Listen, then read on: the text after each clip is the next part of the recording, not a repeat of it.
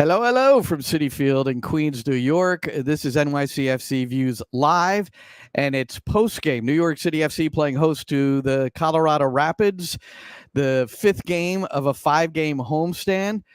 The first four without a loss, including three consecutive wins. However, game five of this homestand sort of ends like a dud, unfortunately. No goals. There were three shots on goal. And I'm Glenn Crooks. I did the radio commentary on the English side. There's Roberto Abramowitz. He did the radio commentary on the Spanish side for New York City. And Roberto, it was disappointing just from the standpoint that progress has been made. The quote from Nick Cushing, and we're going to hear the full press conference in just a moment. We're on a journey. We are making progress. So I understand the outlook that it's not every game is going to go the way you would like. But this one in particular, Colorado was the better team for the outset. They deserved the first goal. And then New York City, even though they had 666 passes, which is the most they've had in any game this year, it was pretty much a major difficulty in breaking down Colorado and getting anywhere near Zach Steffen. Well, that was the plan, right? I mean, they let them have the ball as much as they wanted, as long as they didn't get past the box. And they packed the box. They had 8 in front of the ball, 10 in front of the ball, or behind the ball, I meant to say. And it was very difficult for New York City to be able to break them down. And it seemed that part of the strategy was that every time that Santi Rodriguez got the ball, that he was going to be surrounded, and he was surrounded to the point of where he couldn't find outlets. And it became very difficult for New York City to be able to really get anything going. And so on a day like this, where it is very, very difficult to get many opportunities, you really have to be precise, because you're not going to get that many, and the ones that you're going to get, you're going to have to bury. And they weren't as precise as they should have been. And, they wound up with more shots, and they wound up with more opportunities, but that doesn't translate into more goals. And so it didn't feel like that, though. 17 shots to 9. Yeah, shots on target was 4-3 for Colorado. It didn't feel like that. I mean, and one of those clear-cut opportunities, and it's a guy that's played it very much at a DP level, Santi Rodriguez. But down here on our end, as New York City was attacking to the left at Citi Field, Rodriguez missed it should have been at least on frame, an opportunity just inside the penalty area, which we thought maybe was contested at first, but upon replay, no.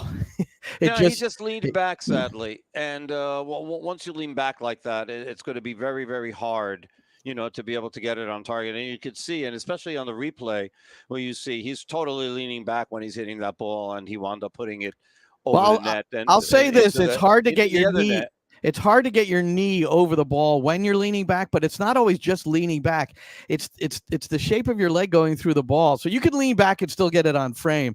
But that to me was the one opportunity.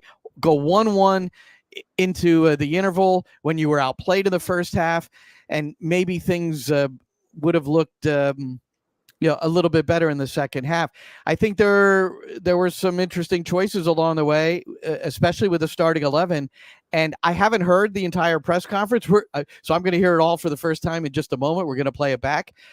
But Hannes Wolf back in for Julian Fernandez. We learned that Fernandez started ahead of Wolf last week, probably more so because Wolf had a hamstring than anything else. But he produced. He played well. And sometimes if you come in for an injured play, it's the old adage, you don't want to lose your spot because of injury. But if a guy comes in and tears it up and plays both sides of the ball the way the coaching staff wants, and then the assist on the Parks goal was just fantastic. And how about the time in the first half, Hannes Wolf cut across the middle of the field. He was right at the top of the area. And we were both saying, if that were Julian Fernandez, I mean, it would have been a rocket on goal. But that you make your choices, and I'm sure, as always, they make their decisions. Does the coaching staff, with purpose and with values, and and a lot of analysis. Oh, for sure. So last week when I ran into Nick Cushing at practice, after he did the press conference, I asked him, are you going to keep, Julian Fernandez has scored goals in stoppage time for you 2 games in a row coming off the bench. Do you wind up keeping him in that role because of the fact that he's produced in that role, or does he wind up earning a start? And he said, oh, he's definitely starting. Now, at that point, we didn't know that Hannes Wolf was injured. But he wound up starting and he wound up producing again. But I guess Nick, I don't know if he's heard of Wally Pip, but he didn't want to Wally Pip him, and Hannes Wolf was back in the lineup and back without creating the sort of opportunity. We see he's a good player, but I just think sometimes you talk about a hot hand, and I think Julian Fernandez had it. So that's one. I don't know if that was asked in the presser, and if it wasn't, it's something we could talk about with Nick later in the week before we head off to Toronto. So why don't we listen to the presser, Roberto, and that'll give us a little bit more to go with. So this was completed about 10 minutes ago. After every game, you may or may not know that the head coaches are mandated by MLS to give their time to the media and answer the questions. And here we go. Let it go, Shane. Justin Egan in the outfield. Early in the second half, you made the 3 subs all at once. That's not something that we've really seen you do too often. When in the game did you see that prompted that, and what were you looking to accomplish? A little bit. I don't think we looked dangerous enough in the final third. I don't think we looked like we were going to really create big chances, really hurt Colorado. So I said at halftime, we lacked intensity and we lacked the ability to create.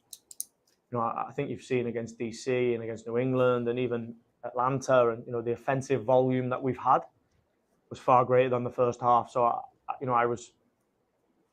I was thinking about doing it at halftime, but I like to give the opportunity. And as soon as I didn't see any kind of reaction, it was time to we got boys on the bench that are chomping at the bit, so make some changes. Hey Coach, Matt Manning, Western River Blue. Early in the second half, you chose to bring on Malachi Jones over Charles Magno. What kind of went into the substitution? Magno coming back from injury. Yeah, exactly that. He's coming back from injury, right? So he's not played any minutes for a very long time. So Malachi has been into games and shown that he can raise the intensity of the game, and I think he has shown last week and in previous games that he can be the guy that in that moment can give us something different. So it was a game I felt for Malachi. Fellas are going to have to be patient, because when you don't play for so long and you come from an injury that has had to be managed, he's going to have to get the load into him to be able to play at the intensity that we've been played at. Hello, Coach. The Homestead has been finishing for something you wanted, but overall it's delivered a lot of positive results, points, down the table. Are you able to look at it with that perspective right now? I just said to the guys, whenever we lose at home, whether we're on a good run or a bad run, whenever we lose at home is disappointing, because we want to deliver for our fans, right? We want to make sure that we put a performance in and we not only excite them, but we give them something to enjoy. And we didn't do that enough tonight. We didn't create enough big chances. We weren't in, the small details matter, and we didn't get them right in the first half when we put 2 great balls across the box and we need to be in at the back post. And, Munsef had that half look and Malachi has a header. And it's always going to hurt when you don't win at home. But, one thing I say to the guys is we delivered 10 points out of 15. Now, those 15 were all at home. The opportunity to take 15 was there. Now, if we can put up 10 from the next 15, it will give us an opportunity to solidify our league position. Now, the difference is 3 of those are away, right? And one of the challenges and one of the aims and one of the progressions of the group is to be better on the road and to put points on the board on the road. And that has to start with Toronto. So, for us, it's about, can we make sure that whatever the situation we're in, we can add points? And, when we get a 5-game homestand, we have the opportunity to put 15 up. We got 10. Now we go on a 5-game home of 3-2 and a derby. And, it's a real test of our character. It's a test of our mentality. It's a challenge for the group. And we're on that journey, and we'll continue. We'll take the disappointment. We'll get back in the training room. We'll get back on the training pitch, and we'll make sure that we look at why we weren't at the races today, because we weren't. So, we accept it, but we continue to work hard. Hey, Coach, Chris came up from the outfield. Talked a lot about some of the chances not taken. But this is the first time the team has let up 2 goals in quite a while. I know those were wonderful strikes, but Colorado had some good chances in the first half. What defensively kind of didn't go well tonight that has gone better in previous matches? Yeah, I think when one of our main attributes has been our intensity. One of the things that I've been really proud of is how we've increased the intensity that we play at and how we've increased the intensity that we can react at. And I think when you play a team like Colorado, their strengths are counter-attack. And the one way that we're going to affect counter-attack is by regaining the ball really quickly and having a real intense reaction. And I didn't think we had that today. And being organised on counter-attack, and we gave too much away. In the first half, we gave too much counter-attack away. And in the second half, the second goal comes from almost a regain in those moments. So when I say we weren't at the races, it was in many different ways. And we had 70% of the ball tonight. And that is a real opportunity for us to create big chances, and we didn't. And when you don't, 70% of the ball is a great opportunity to play against a lot of counter-attack. And, the two go hand in hand. So I think if we're better with the ball and we create some chances, we don't give the counter-attack away. And we played into Colorado's hands tonight. Look, Coach, I was just wondering, what was your thought process in not starting Martinez and Fernandez, who have been very effective as super subs? And also, what were your feelings about Bakrar's performance and still his frustration of not being able to score? Yeah, I think when I select the team, a lot goes into that, whether it be the opposition, whether it be form. The team that played tonight has played really well together and won football games. So Alonso Martinez and Julian Fernandez have been excellent at coming off the bench. I think that's been a huge attribute for us. And I wanted the opportunity to retain that. Today they came off the bench and it didn't quite happen for us as a team. But I'll say again, Munsef is working hard. Munsef is giving the team a lot of parts of his game and our game that is helping us to win football games. But, we can't hide away from the fact that he's not scoring goals. He will score goals. But at the moment, if the team doesn't score goals, we lose the opportunity to win. So it's about just hard work. It's not about one individual. Our team's strength is how much of a team we are and how hard we work collectively. So when you win a 3-game homestand, you feel like you're on top of the world, right? And then you lose one and you feel like you fell off the edge of a cliff. But the reality is you have to continue to work because there's going to be ups and downs in the season. This team is on a journey and is making progress.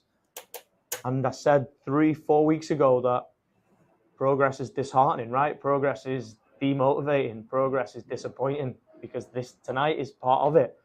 You have to take the punches and go back and figure out how you continue to progress and improve a young team, a new team to continue to win football games. So, we'll pick a team for Toronto that we feel will be prepared to go and win on the road, and maybe there'll be some changes within that. Maybe there'll be some changes in that. So that's Nick Cushing from the press conference, which was completed within the last half hour here at Citi Field after New York City dropped a 2-0 decision to the Colorado Rapids. So the Rapids coming on the road, they moved to 5-3-3. They're in the 5th position in the East. Right now, New York City has dropped to 9th behind Charlotte based on goals scored. And there you go. I mean, goals scored. So the Bakrar thing, look, it's almost trite to talk about, but how vital it is. And in a minute, Roberto, but let's talk about it a little bit more. I want to play a portion of my interview with Matt Freese where I ask him about Bakrar. Now that's before this game. So Bakrar now has, I had it close by, the number of minutes that he's gone without scoring a goal, but it's over 800 now this season. And based on what you shared with us before the game, it's over 1,800 minutes without a goal dating back to last September. That's it. Coming into the game, it was 1748. And he had gone 14 games without a goal. Now it's up to 15. Last time he scored was against Orlando City, September 20th, 2023. So that's where he stands. That's where he stands. But, I mean, Matt Freese had a really good take on him because you told me about this yesterday, about some of the things he said. And I do want everybody to hear it because I think it's important. But we understand also that we think, and the way we look at it, is that the main responsibility of a striker is to score goals, but that's not his only responsibility.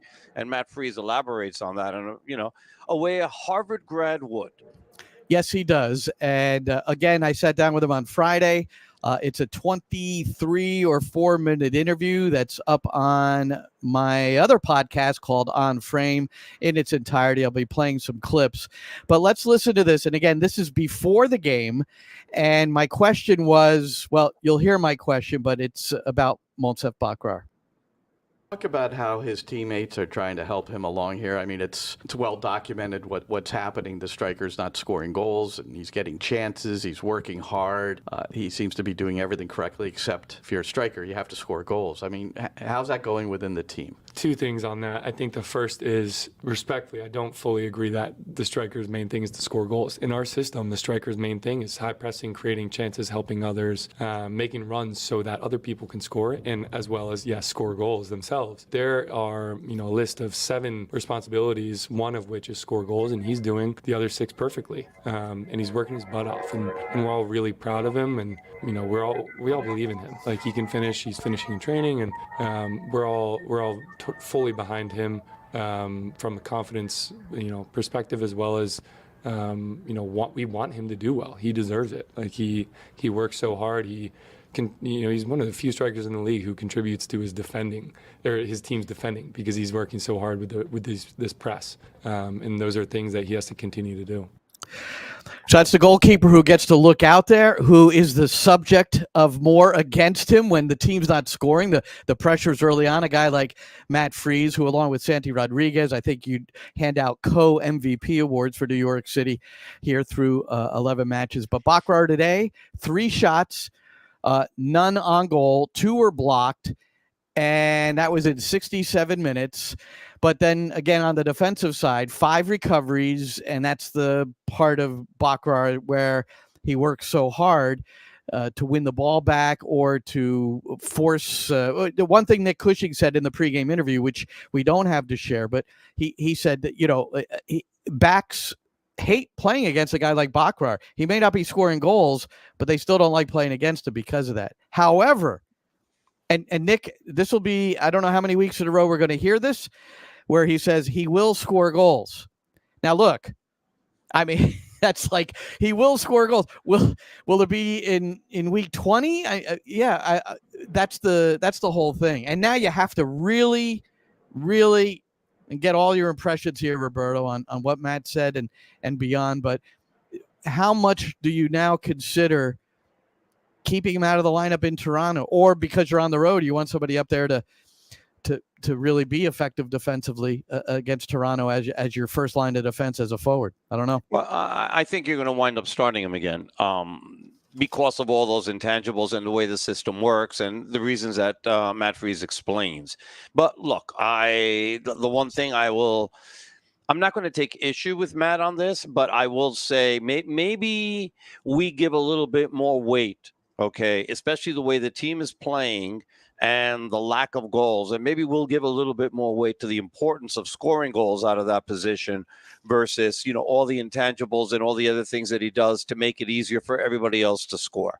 Because at some point, you've got to be able to do that as well. So there's only been 1 goal scored by a center forward this year, and that was Alonso Martinez last week, because he came in to play that position, and just like he came in to play the position today, but he wasn't nearly as effective. But give Colorado a lot of credit. Look, I think Chris Armas took a lot of heat for probably getting the job in Colorado because of his previous stops and how things had worked out and how the teams that he had coached hadn't done well. But my goodness, I mean, you got to give the guy props. You got to give him credit because Colorado was ready for this. They played it really well. They frustrated the hell out of New York City, and they came in and they played like the best team that New York City has seen here at Citi Field or at Yankee Stadium at home all season long. I think they played better than Portland played, because New York City against Portland in the first 45 minutes played maybe the best 45 minutes they played all season. Second half was a little bit different. It didn't play out in the same way. And then, they wind up winning the game basically in stoppage time. So that was a different situation. But this was even when they didn't have the ball, okay, this was purposeful. And that's why I don't ever give any credence to what possession stats are, because that's exactly the way he wanted to play. He wanted New York City to have the ball. Keep on passing it between midfield and the top of the box and go left to right to center to right to left and keep on going around the perimeter. Okay, there are no 3-point shots. This isn't the NBA. So, you're not going to be able to do much damage from there. And pretty much they weren't. And then every time New York City wanted to take a shot, there was somebody in a red wine uniform blocking it or throwing themselves in front of it. And it was very difficult for New York City to get clean looks, which is why when they did get a couple of clean looks, you've got to be clinical. And they weren't. And because they weren't, they paid. Malachi Jones, one of the questions in the press conference is why Malachi Jones and why not Tyler Magno? Well, Magno was on the bench. If you're on the bench, you're available. You're cleared to play. The answer was, well, actually, the questioner almost answered the question. Well, we know Magno hasn't played in a long time, and maybe that factored into it. Magno's played in one game. It was the opener at Charlotte, and that's it. Coach's decision in some games, and then left knee in the more recent matches. So Malachi Jones comes in, and I think the way that question is answered is that he's probably not quite ready. But that header on the back, he had 2 head balls in front of goal, and they were both so far wide of the goal. Well, one didn't even go over the goal line. Yeah, it was, and that was the best, and that was the best one, right? That was the best chance that he had. All he had to do was go far post on that, and he went way beyond far post. He went corner flag, and that was a shame because I thought that was a tying goal when he headed that ball. And he was clear, and he was going for the far post. I thought that ball was going to go in. I was shocked at how far wide from the post it went. And give Tavon Gray credit because he's the one that delivered that pass. And, Gray has been off criticized for his lack of proper deliveries, and it's something he's worked on. He's been beaten out of that position, at least up till this point, by Mitja Ilinic. So we'll see what happens from here, too, because if you go back to the Navarro goal in the first half at the 16-minute mark, and everyone should watch that replay a couple of times. Mitja Ilinic did not close down Navarro with an opportunity to. Navarro received it with his thigh and then collected it one more time and then shot. And he's in the penalty area like 14 yards from freeze on that angle. I mean, it was a good finish, but nonetheless, it was done without pressure. And I don't have an explanation as to why Ilinic didn't close him down. I don't know either, but I'll tell you one thing. New York City didn't have any sort of time like that to get a shot off during the entire game. Yeah. No, good point. But no, that's a good point. But what we were saying is that if that were Gray, I don't think closes them down. I don't think that shot comes off. It doesn't because Gray is an excellent defender that way. Yeah. I mean, and we understand the reasons why they're playing, right? Because Ilinic is a better offensive player. Gray's a better defensive player, and they've got enough cover there. But Ilinic is good enough defensively to be able to to hold the spot. And right now he's got the advantage. That doesn't mean that Tavon isn't at some point going to recover that starting position because I still think it's a competition there. Although Ilinic right now is holding it, I don't think that it's etched in stone that he's staying there all year. We're doing NYCFC Views live from Citi Field postgame as Colorado has beaten New York City 2-0. Our Twitter addresses. I'm at Glenn Crooks. He's at Rob Abramowitz. So if you have any comments, questions, whatever, you could tweet us up. If you're hanging with us a little bit here on this special post game, Blue City Radio, our guy Michael Anderer, during the commentary, I was puzzled why Alonso Martinez was held. Now, at first, I know the rule that if you take longer than 10 seconds to come off, my understanding, first of all, is that it's 60 seconds that the player has to wait, not 2 minutes. Right. Martinez was over there far longer than 60 seconds, but you're down a goal. How are you penalizing a team for a guy getting off too slowly? They're not trying to waste time. This is where these little tweaked rules are. I don't know if I like this one anymore either. How do you penalize New York City when they're down a goal? Well, because the rule's a rule. And they're saying you got X amount of time to get off the field, and Bakrar took his sweet time getting off the field because he was upset that he was getting replaced. So that was what wound up happening there. And then Martinez had to wait. Isn't it 60 seconds though? It's 2 minutes for this. Yes, it's supposed to be 60 If the seconds. injury is 15 seconds plus and it's not a head injury and there's no yellow card, 2 minutes. So why? So I think somebody screwed up. He was definitely standing there for more than 60 seconds. I mean, we were like, why is he not being summoned onto the field? Anyway, but Blue City Radio, he said, but I think you got it wrong, Michael, because Michael said he's got to wait 2 minutes. I don't think that's the way the rule is. I think it's one. I think it's 1 minute for that and 2 minutes for the time wasting for injury. At least that's what I remember. Yeah. So, Michael, if you're out there, or anybody else, send us a rule right now. We can't seem to be looking for it at this point. Do this. Send an amendment to both these rules and let the referees manage the game. Could we do that? No, that's not happening. It's not happening. Here's the rule. They're not changing it right now. Yeah. Here's the rule they should bring in. I would like this one, Roberto. You keep on going to these. I'm going to be called. I'm sure I'm being called old school and the romance of the game. Old. I love the MLS Next Pro rule where the top 2 seeds get to choose their opening round playoff opponent. I like that. I love it. I'm agreeing. Now with you. That one I hope they bring in. These other two they could throw out the window. I really, really like it. I think. Yeah. I mean, now you've changed the subject, mind you. Now we're going someplace else. I'm just thinking of rule changes. So no, but I mean that's a really good one. I absolutely love it. I think it's a great rule. Not only do I want to see it implemented in MLS, I want to see it implemented in the NBA, the NHL, and the NFL. Can you imagine that? I mean, it just puts a lot of pressure on the team picking, and then the team that gets picked is like, oh, really? You want to play me, did you? All right. And that makes for a lot more fun. So I've got another one. I like it. See if you like this one. Okay, let me see. You're on a roll. You're 1 for 1. My sense is you won't like this one.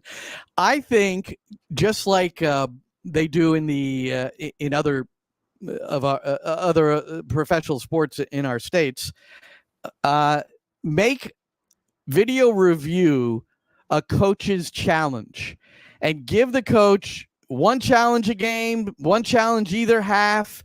And the VAR still, if something is really nutty, got to be changed, just like in the NFL, right? NFL can change a call when it's like completely egregious, but the coach also can throw that flag out there when they want it reviewed because they feel certain their assistants, they're on their iPads, they see it. Coach, we gotta challenge this. And if you do that, and if it's a failed challenge, you lose a substitution. That's my new rule. Because you got 5 subs anyway. It used to be 3 forever. So what the heck? Even years ago, you couldn't even sub. in the 60s. Now you're talking back like 1969, right? I think subs became a thing in Mexico like that, 70. Yeah, in Mexico 70. Yeah, because but I'm just saying. Crap kicked out of them in England by Bulgaria and others. Yes, you lose a sub or you lose a substitution window, something. But make it a coach's challenge so that we don't just move it on. And 90 seconds, if the VAR has made this decision, 90 seconds, that's it, boom. So that's the way to speed up the game. Okay. Don't penalize Monsef Bakrar or New York City down a goal because he got off in 11 seconds instead of 10. You got to be kidding me. Well, I don't know how long I don't know how long you took. I don't know either. Because I didn't see, what was going on. I was actually looking at other stuff on the field. So that wasn't it. Now, what was the last one that you said? You've thrown so much stuff at me. The the coach's challenge. No, there was one after the coach's challenge. No, well, you have to if your challenge fails, you lose a sub. Yeah, I don't like that. I don't like that one. There was one other one that you had, and now you made me not think of it. The standings, but I already said that. You like that one. like where the top two get to pick their opponent. Is that No, that one I like. No, it was afterwards. Anyway, I can't remember. Anyhow, that's just I didn't say any other one. Yeah, you did. Yeah, Oh, you threw so many out there. It was like buckshot, and I'm trying to grab them all, and I wound up missing that one. All right, let's get back to this game, which is a pretty disappointing way to end the homestand. However, you could tell the focus, because not only Nick must have said this to the team in the locker room. I think he said he did, and then Keaton Parks, his first comment was just this: 10 out of a possible 15 points on this 5-game homestand. And we know that New York City had the best month of April in MLS, 3 wins and a draw. They got 10 out of 12. So now you look at it, 10 out of 15, great. And how did Nick put it? What happens on the road? 3 of the next 5 are on the road. And one of those home is the Red Bulls. So your next 3 games at Toronto, at Philadelphia. It's like Saturday, Wednesday, Saturday here against the Red Bulls, which, it is a home game, but those 3 together and 2 of them on the road, woof. And last time New York City played the Red Bulls was at Yankee Stadium, and they tied them 0-0. So, and that's going to be an interesting game because, did you watch the Red Bulls against Miami last night? Oh, my goodness. Yeah, I did, actually. I watched. I did, too. I watched every kick. It was a tale of 2 halves because in the first half, they looked like world beaters and the way they were playing, and it was great. And then in the second half, they just got overrun. Oh, my God. Messi, 5 assists and a goal. So that's the most. So he set the MLS record with 5 assists in a game. He set the MLS record for most goal contributions in a game, 5 + 1. Yeah, and he did it all in 45 minutes. He did it all in the second half. A really good defensive Red Bull team as far as that's concerned. And Coronel is back in goal and everything. It was. Oh, they were shambles. So. It was. Oh my God! It got to the point of being embarrassing from their side. And how about Luis Suarez with a hat trick? Miami, and as far as gets a hat trick, Miami has 17 points recovered from losing positions. They have trailed in 9 of their 12 matches. It's pretty interesting. That just goes to show you. It's almost like they understand that helps get them going. Obviously, it helps get them going. New York City didn't have a terrible, record when they allowed the first goal. 7 points. Yeah, right. So they had, but their record was when they allowed the first goal, 2 wins, 3 losses, and a tie. Now it's 2 wins, 4 losses, and a tie. Yeah. So no, that game was crazy. And Messi now has, he's got 10 goals and 12 assists in 8 matches. I'm like, that's it. It's really in a way, New York City should be happy that they wound up missing him when they played down there because New York City got a tie out of it, 1-1, coming from behind. That was one of the points. That was one of the points that they got. Okay, so that's 3 games from now. They play the Red Bulls, who are, they'll have to recover from that demolition down there. Their next opponent, Toronto, beats FC Dallas 3-1. Now, my first thought on this is, even though Toronto won the game, I doubt that alleviated the actual distress and the sadness, the depression of the Toronto Maple Leafs losing to the Boston Bruins in Game 7 in overtime after they had a 1-0 lead late. So no. You have to understand, right, that the Toronto Maple Leafs in Toronto, is a combination of the Jets, Giants, Knicks, and Yankees together. Yeah. That's it. It's like that's a religion over there. So that's why when I was looking at the game and I'm watching the game and I'm seing all these empty seats and I'm like, oh yeah, Toronto's playing right now. There was no one playing. There was no one at but they had 20, but they were right. That people just left their tickets because they got over 24,000 people. Well, at least they distributed 24,000 people and about 10,000 showed up. Because they were watching, and it's understandable. It's a Maple Leaf. At the same time, over here, the crowd was 19,456, but the Rangers were playing at the same time. And with this awful bloody weather, there wasn't even close to that many people here at the stadium, mind you. I don't know. I didn't really do like a visual of like how many actually were here because there's a lot of people like hiding under the stands, wherever they can to get dry. Yeah, there wasn't a ton of people here. Although as again, 19,456 tickets were distributed. But the Rangers were playing at the Garden, and they had a crazy game, and they wind up winning 4-3 over the Carolina Hurricanes. Game So one of that Rangers. series. That's a great series. Although you know more about the hockey and have watched it more consistently than me, but I've been watching it recently along with the Knicks. I do that hockey. So it's great with New York City playing well and the Rangers and Knicks postseason. And the Knicks have been ridiculous. That is so good. Well, look, so back to Toronto for a second.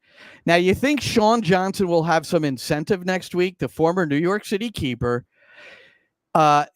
54 of his 99 career clean sheets came with New York City FC. He's going through for 100 next weekend when Toronto hosts New York City. City coming off of a shutout against New York City, has failed to score in 4 of their 11 matches. Only one team in MLS has had that sort of goal scoring issue. That would be the Chicago Fire in 5. Yeah. But how about that? You're going up to Toronto. There's Sean Johnson, and he could get his 100th clean sheet in his career. He thought he had it yesterday, and then Dallas scored like in the 87th minute, 88th minute, and ruined it for him. So now New York City hasn't won at Toronto since 2020. They lost 1-0, or they won 1-0 that game. They've no wins, 2 losses, and a tie since. And they've also had a couple of really horrific games. I remember 4-0 and 4-1. And then all time, though, New York City leads 10 wins, 9 losses, 7 ties against Toronto. And then they play Philly, and with Philly, it's 10 wins, 10 losses, and 2 ties. And they get to play them up there or down there, rather, I should say. Right, and, at Subaru Park, where Philadelphia has lost their last 2, which hasn't happened since 2019, I think. And so New York City's going to Toronto. They're feeling it. Federico Bernardeschi was involved in all 3 goals, 2 goals and an assist. So he's on the mark. And then you go to Philadelphia that have lost their last 2 at Subaru Park, which never happens. So you're trying to get points there. And then you're coming against the Red Bulls here at Citi Field, where I thought it was an interesting comparison tonight. You had Chris Armas, former Red Bull guy, guiding Colorado. Before him, it was Robin Fraser, Colorado, before he got sacked last year. He was an assistant for the Red Bulls before he took his next steps. So a lot of Red Bull stuff going on. Yeah, there is. Within this, it's going to be interesting because it's the first time that they're going to be playing here at Citi Field. So now the configuration at Citi Field holds 23,500 if you sell it out. Now, if New York City knows in advance that they've sold all of those tickets out and there's still a demand for tickets, people want to come, they can open up a couple of different sections here at the stadium that can elevate it. I don't know how many more, but there's like several different tiers, because every time they open up a different area, then they've got to bring in people for concessions and security and all these things. So it costs a lot more money. So it's going to be interesting to see how many seats they actually open up over here. Well, I think what they're doing, Roberto, is they're saving some of the energy that would go into that cost by turning the lights out now. Well, they don't need it. There's nothing happening on the field here. Well, I'm just saying they're not picking it up. So your why face went dark, and I've been dark for a while for many reasons, and it's probably more my humor than anything else. But it's going to be. I'm going to be interested to see how that works, right? Because, for instance, for the Messi game in September 21st, I believe it is, they're opening up the entire stadium. I mean, there are already tickets on sale for the 400 section, and they're 200 and change for those tickets. So it's going to be interesting to see how many seats they open up here, because the Red Bulls normally get close to 30,000 or above 30,000 in when they play New York City at Yankee Stadium. Last year was 29,000 and change, 29,700 or something. The other Philadelphia, their last game, we were trying to review all the upcoming opponents. Philadelphia, so at DC United, Philadelphia down 2-0. So here they're coming off of 2 home losses and down 2-0 to DC United. And Jack McGlynn, they end up tying it 2-2. That was the final. Jack McGlynn, did you see this goal? You've got to look it up. we know he's got that natural left peg. He's always going to go to his left, but he can hit it. And it was a run-a-play goal, and it might have been 30 yards, and he just arrowed it. It had a little slice, and I'm not sure. I think it was Alex Bono in goal for DC United. What a strike to make it 2-2. So they're coming off of that as well. How cool was this in Vancouver? I don't know if you heard this one. I thought this was great. Vancouver had a record 32,000 at BC Place. So that's good unto itself. And I love that because they're a fun team. Yeah, they're a fun team. They're fun to watch. And I love that stadium, even though it has turf. But I remember that it had about the best turf you can have. That was actually enjoyable to play on. At least Frank Lampard told me that he liked that turf. I don't know if they replaced it since. Most likely they have several times. But I forgot to use that. I forgot to tell everybody today that Frank Lampard scored a hat trick against Colorado in 2016. I bet you said it. I didn't say it. I did not. Yeah, I forgot. It was in my notes. But the point I wanted to make here with Vancouver too, listen, 110 Vancouver Whitecap alumni from the club's entire history were honored in a pre-match ceremony. 110 guys came back. So obviously that was part of, packing the stadium. But what a wonderful thing. I just that sent a chill when I read that. I was like, that is, because no matter what group you coach, whether it's collegiate, club, whatever it might be, you have these alumni events sometimes, and it's so heartwarming when you see them back, and especially when you get great numbers. So congratulations to Vancouver for doing that. I have something I got to tell you because I was just looking ahead. Well, we know that New York City is playing on Wednesday at Philadelphia. The Red Bulls are on the road as well. They play DC United, so and that's a rivalry. It's not. It's not just like an advantage to the Red Bulls that they're going to have off. They play DC that week, so and on the road too. So it's not far, but still. All right. Well, I think that's about it. We should mention NYCFC 2 is they have the honor of playing in the round of 32 of the U.S. Open Cup against the USL Championship side, the Colorado Switchbacks. Colorado Springs Switchbacks, if you want to give the full name. But the full name, yes. And that so Colorado again. Colorado again.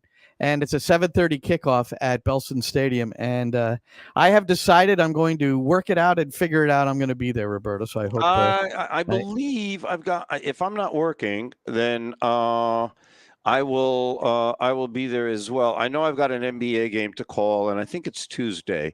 So that gives me. Yeah, it is Tuesday. So I can. Would you care to fill in any other blanks in your life here? Where will you be getting your coffee tomorrow? At home. At home. Want you know that I do it at home. Thank you very much. At home. Yeah. All right. So awesome. NYCFC Views Live post game. This would be a cool thing to do. I'll just use the word support and leave it at that. And we thank everyone for viewing, and please spread the word.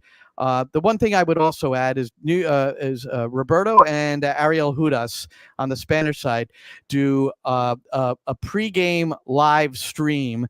They go 90 minutes before kickoff. Then Maddie Lawrence and I do a live pregame stream 45 minutes before kickoff. I got a lot of notes today from people who said they saw it for the first time, or we've got to get the word out. And if we could get the word out to the best of our ability, if you like it, and if you think it's, and I think especially when we're on the road.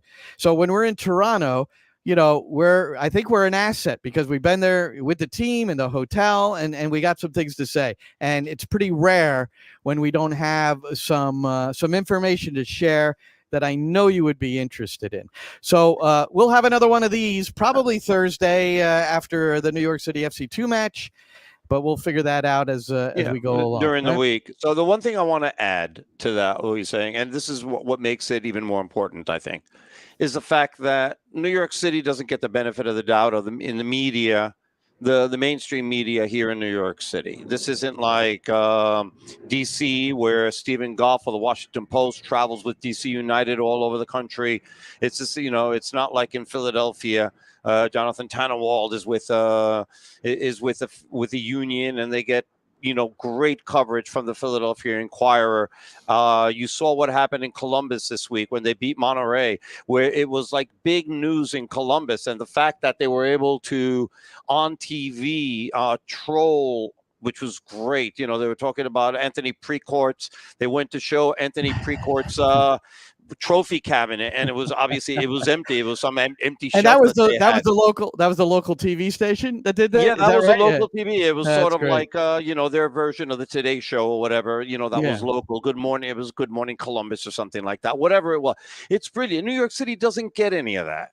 So your main sources of coverage is like Glenn and I, and then you have great work from the people of who do all the podcasts, from the City Boys and Hudson River Blue, and there's a lot of good people, but it's just not the mainstream. It's not the mainstream thing. And so you're not going to be able to get information. You're not going to go to the New York Post or the New York Daily News. Forget about the New York Times. They don't even acknowledge that this exists in many ways. So, it's good. You can tell people that they're going to be able to get the information that they would normally get from those mainstream areas, from what we do. And then, also spread the word of like all the guys who kick ass doing all the podcasts that cover the team.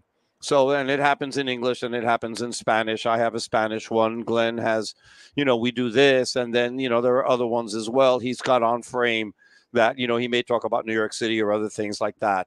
So there's a lot of good stuff out there. It's just a matter of getting the word out, and that. And I want to tell everybody. If any of our podcasters are listening, I want you to know that we see these Apple guys, and what they do. I think they listen to some of the things we do to help get information, but they also listen to your podcast. I'm telling you, yeah. Not every single one of them, but we'll hear things that they'll pick up some information from it. So, people are listening. So just keep up the good work, and for New York City, it's all about trying to get their first win on the road since July of last year, when Matthias scored on that wonderful side volley. Oh, that was fantastic. Look, they're going up to the last time they won was in Canada. That's right. They're I was in going back to Canada. So, hey, it makes so much sense. Go to Toronto, get the win. All right, They would Roberto. all be depressed because the Maple Leafs lost anyway. So, maybe that works to New York City's advantage. Who knows? All right, good stuff. Congrats to the Rangers. New York City dropping the one here at Citi Field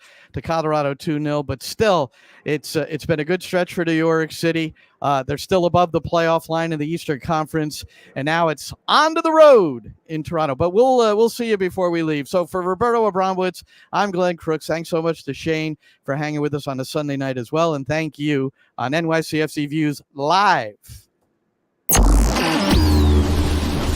And that's a wrap. Hope you don't miss us too much until next time. Follow the Sick Podcast NYCFC Views on YouTube, Instagram, Facebook,